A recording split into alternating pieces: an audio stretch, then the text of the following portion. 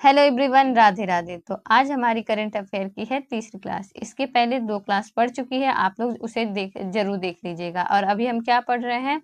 राष्ट्रीय घटनाक्रम, जो वन लाइनर में दिया है। और किससे पढ़ रहे हैं? तो आई दृष्टि बुक से। ठीक है, तो देखिए, जो हमने 2 क्लास करवाया है वो आप लोग जरूर देख लीजिएगा।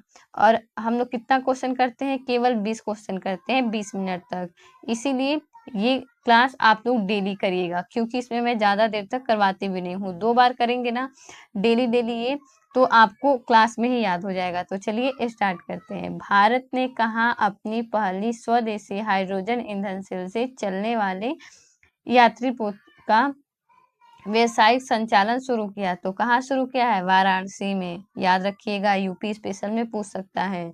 बिहार पुलिस ने किस विशेष दस्ते के गठन की घोषणा की है? तो किस विशेष दस्ते के गठन की घोषणा की है? अभया ब्रिगेड। किसकी घोषणा की है? अभया ब्रिगेड। 23वें भारत रूस वार्षिक शिखर सम्मेलन का आयोजन कहाँ किया गया है? नई दिल्ली में। कब किया गया है? 4 से 5 दिसंबर 2025 को। क्या है क्वेश्चन? 23वें भारत रूस वार्षिक शिखर सम्मेलन का आयोजन कहाँ किया गया? नई दिल्ली में। भारत अंतर्राष्ट्रीय विज्ञान महोत्सव 2025 कहाँ संपन्न हुआ है? तो हरियाणा के पंचकुला में संपन्न हुआ है। और भारत अंतर्राष्ट्रीय विज्ञान महोत्सव 2025 का मुख्य विषय क्या था? तो विज्ञान से समृद्धि आत्मनिर्भर भारत के लिए। ये याद रखिएगा, क्योंकि कथन और कारण में ये पूछ सकता है। चलिए आगे बढ़ते हैं। ऊर्जा और स्वच्छ वायु अनुसंधान केंद्र की रिपोर्ट के अनुसार नवंबर 2025 में भारत का सबसे प्रदूषित शहर कौन सा रहा है? तो कौन सा रहा है? उत्तर प्रदेश का गाजियाबाद सबसे प्रदूषित शहर रहा है। तो आप लोग ध्यान रखिएगा।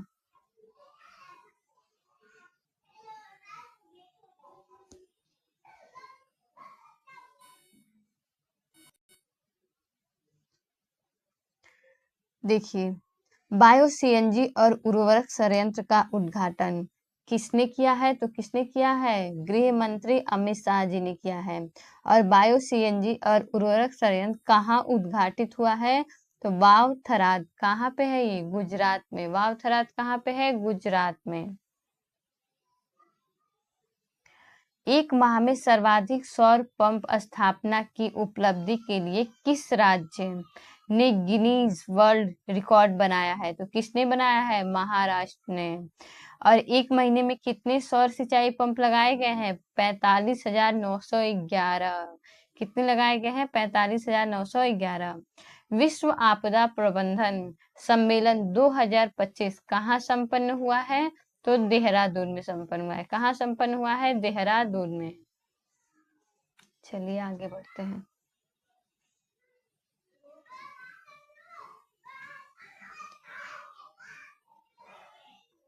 इंडिया इंटरनेट गवर्नेंस फोरम का आयोजन कहाँ हुआ? इंडिया इंटरनेट गवर्नेंस फोरम का आयोजन कहाँ हुआ? नई दिल्ली में। IIGF 2025 का यह कौन सा संस्करण है? तो 5वां। IIGF का फुल फॉर्म क्या है? इंडिया इंटरनेट गवर्नेंस फोरम का आयोजन कहाँ हुआ है? नई दिल्ली में। संस्करण कौन सा है? 5वां। काशी तमिल संगम कहाँ आयोजित किया गया? काशी तमिल संगमम कहाँ आयोजित किया गया? तो वाराणसी में। देश भर में सरदार 150 यूनिट मार्च किसकी 150वीं जयंती पर शुरू हुआ है? तो सरदार वल्लभ भाई पटेल, सरदार नाम से याद रखिएगा।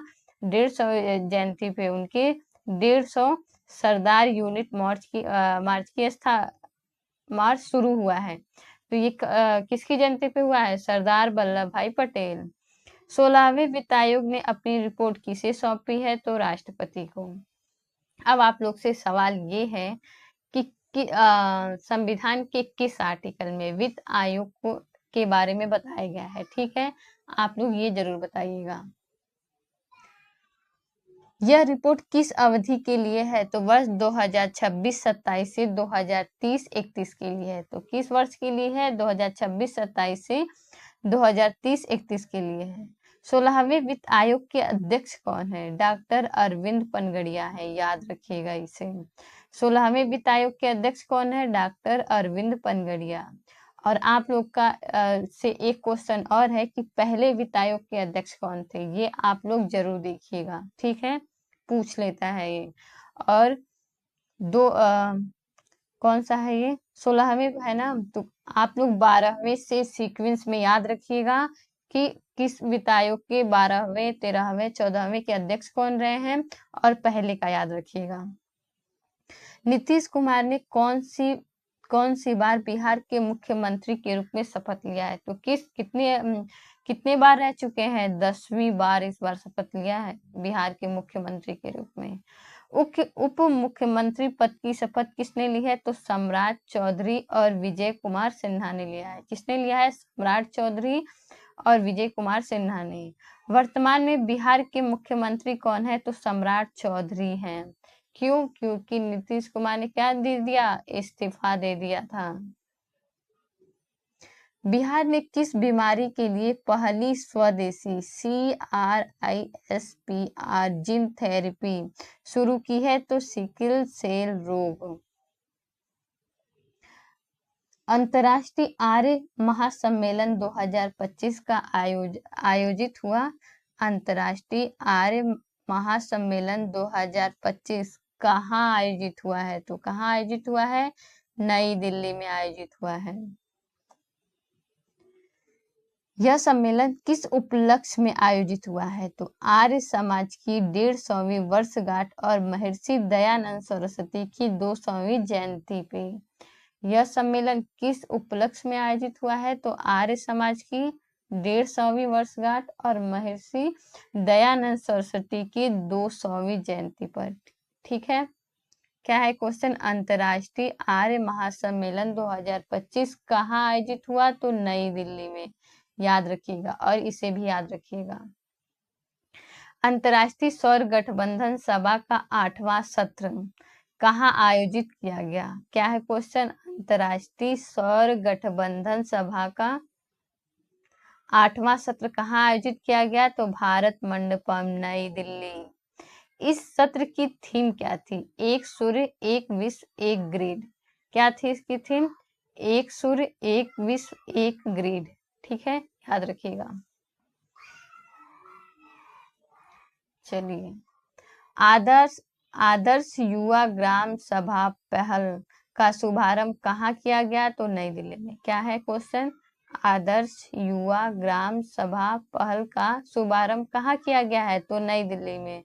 यह पहल किन मंत्रालयों का संयुक्त प्रयास है? तो किन मंत्रालयों का संयुक्त प्रयास है? पंचायती राज मंत्रालय, शिक्षा मंत्रालय और स्कूल शिक्षा एवं साक्षरता विभाग और जनजाति कार्य मंत्रालय। तो पूरा याद रखिएगा, पंचायती राज मंत्रालय, शिक्षा मंत्रालय, स्कूल शिक्षा एवं साक्षरता विभाग और जनजाति कार्य मंत्रालय। दीप उत्सव 2025 में कुल कितने दिए जलाकर विश्व रिकॉर्ड बनाया गया? तो कुल कितने दिए जलाए गए थे? 26,17,215 दिए जलाए गए थे। दीप उत्सव 2025 किस नदी के तट पर आयोजित हुआ? तो किस नदी के तट पर आयोजित हुआ है? सरयू नदी। सरयू नदी के किनारे कौन कौन से शहर हैं, ये बताना आपका काम है, और ये कमेंट बॉक्स में आप जरूर बताइएगा। वर्ष 2025 में अयोध्या में कौन सा दीप उत्सव संस्करण आयोजित हुआ है? तो 9वां। याद रखिएगा इसे भी। वर्ष 2025 में अयोध्या में कौन सा दीप उत्सव संस्करण आयोजित हुआ? कौन सा? 9वां।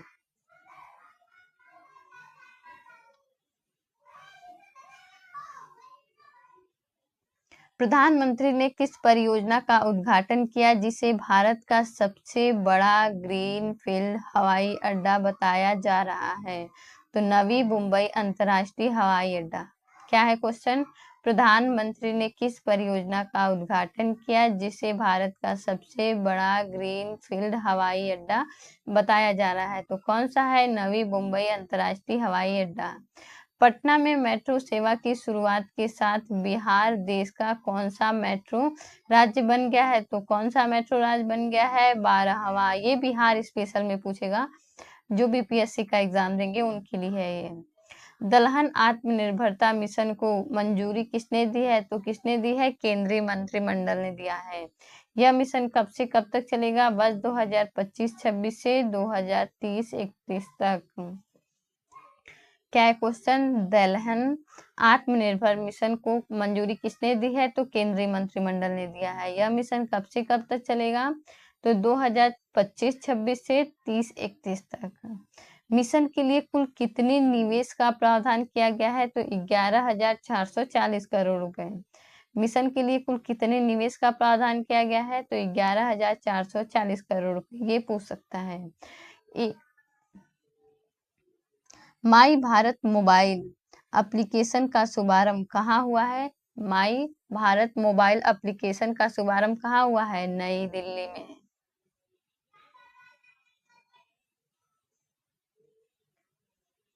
चलिए, हाल ही में आर्थिक मामलों की मंत्रिमंडल समिति ने बिहार में किस रेलवे लाइन खंड के दोहरीकरण को मंजूरी दी है? तो किसको दी है? बख्तियारपुर से राजगीर और राजगीर से तिलैया। बख्तियारपुर, राजगीर और तिलैया, ये तीनों याद रखिएगा। हाल ही में आर्थिक मामलों की मंत्रिमंडलीय समिति ने बिहार में किस रेल लाइन खंड के दोहरीकरण को मंजूरी दी है? तो किसे दी है? बख्तियारपुर, राजगीर और तिलैया।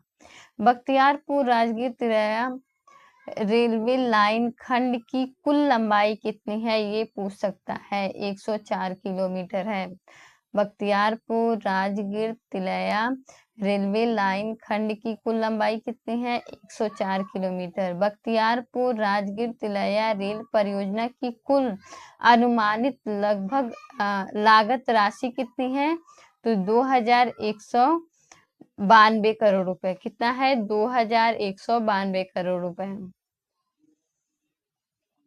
यह रेल मार्ग किन प्रमुख धार्मिक और पर्यटन स्थलों को जोड़ता है? तो किन को जोड़ता है? राजगीर, नालंदा और पावापुरी। यह रेल मार्ग किन प्रमुख धार्मिक और पर्यटन स्थलों को जोड़ता है? तो राजगीर, नालंदा और पावापुरी। भारत के कितने नए प्राकृतिक स्थलों को यूनेस्को की अस्थायी विश्व धरोहर सूची में शामिल किया गया है? तो कितनों को शामिल किया गया है? 7। इन 7 नए स्थलों के जुड़ने के बाद भारत के पास यूनेस्को द्वारा विचाराधीन कुल कितने स्थल हो गए हैं? तो 69 हो गए हैं। कितने हो गए हैं? 69। इन 7 नए स्थलों की जुड़ने के बाद भारत के पास यूनेस्को द्वारा विचाराधीन कुल कितने स्थल हो गए हैं? 69। अस्थायी सूची में शामिल 7 प्राकृतिक स्थलों में से कौन सा एक महाराष्ट्र का है? डेक्कन ट्रैम्प्स, पंचगिनी और महाबलेश्वर। कौन है? डेक्कन ट्रैम्प का पंचगिनी और महाबलेश्वर है। मेघालय का कौन सा स्थल अस्थायी सूची में शामिल हुआ है? तो मेघालय युग की गुफाएं। कौन सा स्थल शामिल हुआ है मेघालय का? मेघालय युग की गुफाएं। ठीक है। मेघालय का कौन सा स्थल अस्थायी सूची में शामिल हुआ है? मेघालय युग की गुफाएं। नागालैंड का कौन सा स्थल यूनेस्को की अस्थायी सूची में जोड़ा गया है? तो बताइए। नागा हिल ओफियोलाइट। नागा हिल ओफियोलाइट। केरल का कौन सा स्थल अस्थायी सूची में शामिल है जो चट्टान के लिए प्रसिद्ध है? प्राकृतिक धरोहर वर्कला। ठीक है। प्रधानमंत्री नरेंद्र मोदी ने पीएम मित्र पार्क का कहाँ उद्घाटन किया है? तो धार में किया है। कहाँ किया है? धार। और धार कहाँ है? मध्य प्रदेश में है। भारत का पहला स्वास्तिक आकार का कमल उद्यान कहाँ उद्घाटित किया गया है? तो CSIR राष्ट्रीय वनस्पति अनुसंधान संस्थान लखनऊ। क्या है क्वेश्चन? भारत का पहला स्वास्तिक आकार का कमल उद्यान कहाँ उद्घाटित हुआ है? तो CSIR राष्ट्रीय वनस्पति अनुसंधान संस्थान लखनऊ। तो देखिए, हमने लगभग कितने क्वेश्चन किए हैं? 20। चलिए एक बार शॉर्ट में रिवीजन कर लेते हैं। मैं आपसे पूछती हूँ, आप बताना। हाँ, तो बताइए। भारत अंतर्राष्ट्रीय विज्ञान महोत्सव 2025। भारत अंतर्राष्ट्रीय विज्ञान महोत्सव 2025 का मुख्य विषय क्या था? तो क्या था मुख्य विषय? विज्ञान से समृद्धि आत्मनिर्भर भारत के लिए। विज्ञान से समृद्धि आत्मनिर्भर भारत के लिए। ठीक है, देख कर नहीं बताना है ना, इसलिए छुपा के रखा है।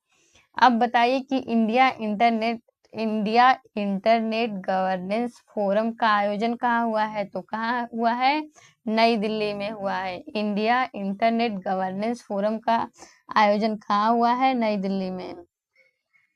काशी तमिल संगमम कहाँ आयोजित किया गया है? तो वाराणसी में। कहाँ आयोजित किया गया है? वाराणसी में। काशी तमिल संगमम कहाँ आयोजित किया गया है? तो वाराणसी में किया गया है।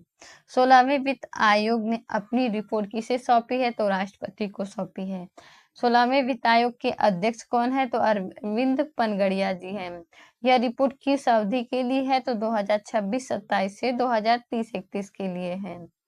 ठीक है, अब आते हैं अंतर्राष्ट्रीय आर्य महासम्मेलन 2025 का आयोजन कहाँ हुआ है? तो नई दिल्ली में हुआ है। यह महासम्मेलन किस उपलक्ष्य में आयोजित किया गया है? तो किस उपलक्ष्य में? आर्य समाज की 150वीं जयंती, 150वीं वर्षगांठ और महर्षि दयानंद सरस्वती की 200वीं जयंती पे ये किया गया है। ठीक है, अब आते हैं इस पे।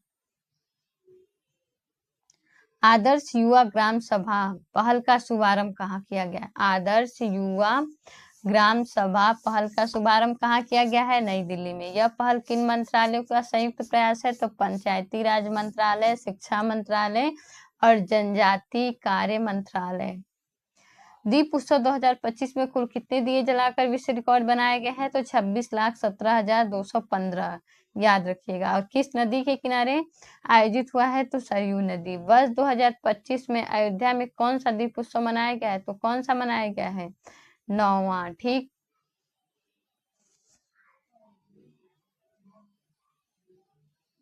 दलहन आत्मनिर्भर मिशन मंजूरी। ठीक है, क्या है क्वेश्चन?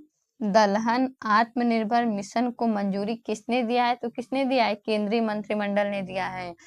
यह मिशन कब से कब तक चलेगा? तो ये भी पूछ सकता है। 2025-26 से 2030-31 तक। अच्छा, इसके लिए निवेश का प्रावधान कितने रुपए किए गए हैं? तो 11,440 करोड़ रुपए। माई भारत मोबाइल एप्लीकेशन का शुभारंभ कहाँ से हुआ है? तो नई दिल्ली से। भारत में कितने नए प्राकृतिक स्थलों को यूनेस्को की अस्थायी विश्व धरोहर सूची में शामिल किया गया है? तो 7 स्थलों को शामिल किया गया है। कितने स्थलों को? 7। इन नए स्थलों को जुड़ने के बाद भारत के पास यूनेस्को द्वारा विचाराधीन कुल कितने नए स्थल हो चुके हैं? तो 69। अस्थायी सूची में शामिल 7 प्राकृतिक स्थलों में से कौन सा एक महाराष्ट्र का है? तो दक्कन ट्रैम्स। कहाँ है ये? पंचगिनी और महाबलेश्वर। मेघालय का कौन सा है? तो मेघालय युग की गुफाएं। नागालैंड का कौन सा है? तो नागा हिल ओफियोलाइट। केरल का कौन सा स्थल है? तो प्राकृतिक धरोहर वर्कला। कौन सा है? प्राकृतिक धरोहर वर्कला। तो आज के लिए बस इतना ही। इस वीडियो को ना आप लोग 2 बार देखिएगा, आपको ये पूरा अच्छे से क्लियर हो जाएगा। और इसके पहले 2 वीडियो पड़ चुका है, तो आप उसे भी देख लीजिएगा। तो आज के लिए बस इतना ही। राधे राधे।